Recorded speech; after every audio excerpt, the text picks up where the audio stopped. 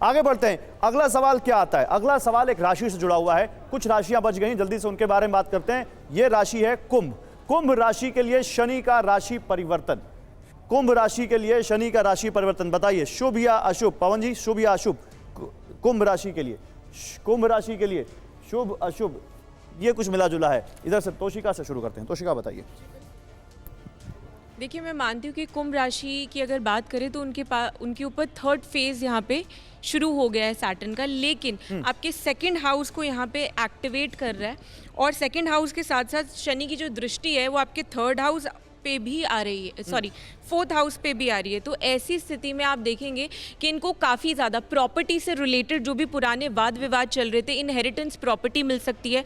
घर के अंदर कोई रेनोवेशन या नया मकान बनने की भी स्रोत यहाँ पे बनेंगे। साथ के साथ आप देखेंगे जिन भी लोगों की शादियों में विघ्न आ रहा था, मैरिटल लाइफ में कोई थर्ड पार्टी इन्वॉल्वमेंट आ रहा था, उसमें भी काफ़ी बेटरमेंट मुझे लगती है। ठीक है श्रुति, आप अशुभ बता रही हैं, दुखी भी लग रही है मुझे, क्या हुआ? नहीं, वैसी बात नहीं। मैं आपकी कुंभ राशि तो नहीं है? बिल्कुल नहीं है। हाँ, मैं बस ये सोच रही थी कि देखें, मैं हर बार कहती हूँ कि मैं सारे ग्रहों को देखकर कहती हूँ। दूसरे भाव में इनके शनि गोचर करेंगे जो कि धन का भाव है, फैमिली का, परिवार का भाव है, तो वहाँ पे इनको मैच्योरिटी दिखानी पड़ेगी। अगर ऐसा नहीं ये कर पाते हैं तो इनके रिश्तों में तनाव आ सकता है और उनका व्यय बहुत ज़्यादा बढ़ सकता है। अब देखें, दो तरीके से व्यय होता है। अनएक्सपेक्टेड व्यय मुझे लगता है बढ़ सकता है, क्योंकि राहु केतु की भी अगर मैं स्थिति देखूँ तो इनके दाम्पत्य जीवन में भी जो है मुझे समस्या उत्पन्न होती हुई दिख रही है।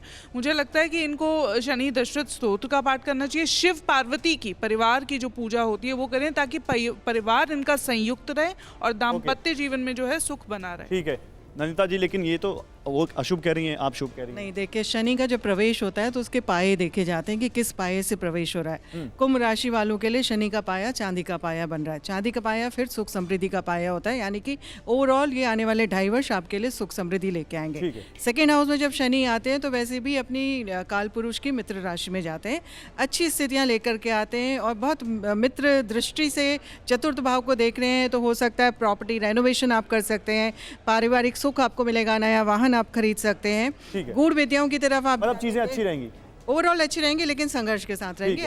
ठीक है, आप बीच की लाइन ले रही हैं। शनि की अपनी राशि है, मूल त्रिकोण की राशि है और सबसे बड़ी बात है इनकी जो 7.5 चल रही थी उसका अंतिम चरण है। तो जब अंतिम चरण चलता है 7.5 का, तो ऐसे में व्यक्ति को मिला जुला असर आता है। कुछ काम उसके बनते हैं, लेकिन हेल्थ में खास तौर से पेट के जो नीचे का हिस्सा है उसके अंदर प्रॉब्लम हो सकती है। उन चीज़ों का ध्यान रखना है, अपने करियर का बहुत ध्यान इस समय रखना है और रिलेशनशिप में आपको कंपैटिबिलिटी बनानी पड़ेगी। अगर सामने वाला व्यक्ति इस समय आपके प्रति नेगेटिव भी है, खराब भी बोल रहा है, लेकिन आपको बहुत ध्यान रखना। ठीक है, ये अच्छी बात है, लेकिन दिखाइए जरा आप यहाँ पर क्या कहती है हमारे त्रिकालदर्शियों की राय, मतलब क्या निकल कर आया कुल रिजल्ट।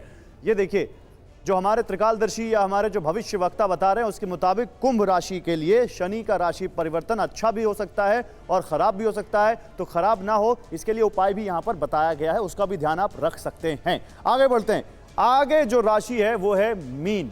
दिखाइए सवाल क्या है। मीन राशि के लिए शनि का राशि परिवर्तन क्या रहेगा? सबने अपने अपने कार्ड्स उठा लिए हैं और यहाँ पर मीन राशि के लिए बहुत ज़्यादा अच्छी खबर नहीं है। शुरुआत अब अच्छी खबर नहीं है तो क्या करें, अशुभ से ही करते हैं, बताइए भाभी जी। देखिए, यहाँ पर जो जिनकी मीन राशि है उनके लिए दूसरी ढैया है, क्योंकि पहली बार शनि 12वें घर में था तो अपने घर में था, कुंभ में था।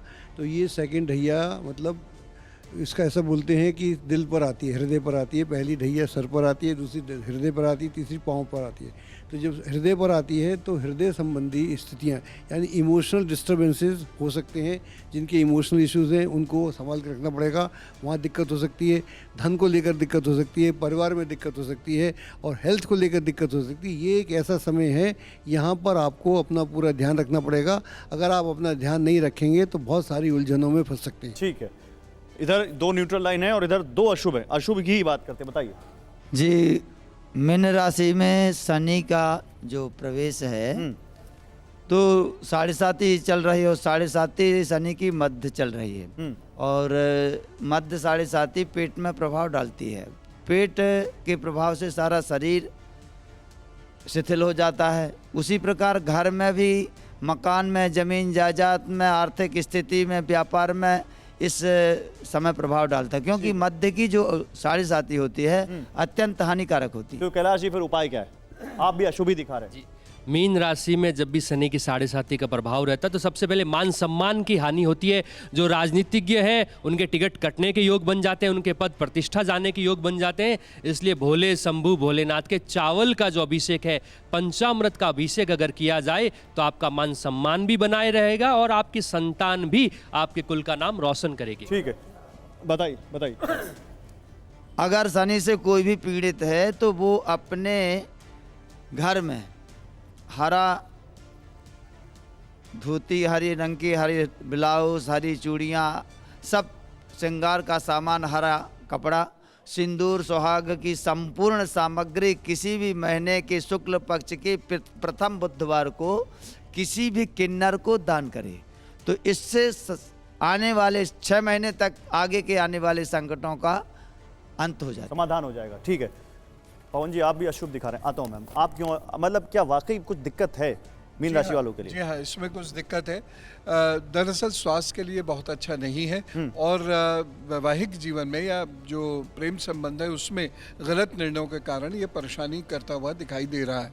तो ऐसे में बचने के लिए एक नारंगी के पेड़ की जड़ को नारंगी रंग के धागे में बृहस्पतिवार को पहने और बड़े बुजुर्गों का आशीर्वाद लेते रहें, संजनों का आशीर्वाद लेते रहें, गुरु हैं तो गुरु का आशीर्वाद लेते रहें, तब तो ये आराम से कट जाएगा। अन्यथा ये परेशानी तो देगा और ख़ास तौर से जो हृदय है, उदर है, लिवर है, इसमें थोड़ी सी ज़्यादा परेशानी। ठीक है, मैं आता हूँ। मैं राजकुमार जी भी अशुभ कर रहे हैं, कह रहे हैं। देखिए, शनि का राशि परिवर्तन मीन राशि के लिए बहुत हानिकारक है क्योंकि इसमें 6 ग्रही का खटग्रही योग बनता है। इसको खप्पर योग कहते हैं। अरे डर जाएंगे वो लोग, कुछ ऐसा बताइए कि खप्पर योग में कट भी जाए। खप्पर योग तो भगवान ही जिसकी रक्षा करें वही बचता है। ऐसे व्यक्तियों को जो मीन राशि के जातक उन्हें चाहिए दोनों समय शनि मंदिर जाने का नियम बना लें और दोनों समय वहाँ पर सरसों के तेल का दिया जलाएं शनि मंदिर में और शनिदेव की परिक्रमा करें। पीपल के पास जाकर के जल चढ़ाएं और सूर्योदय से पहले उठने का नियम बना लें।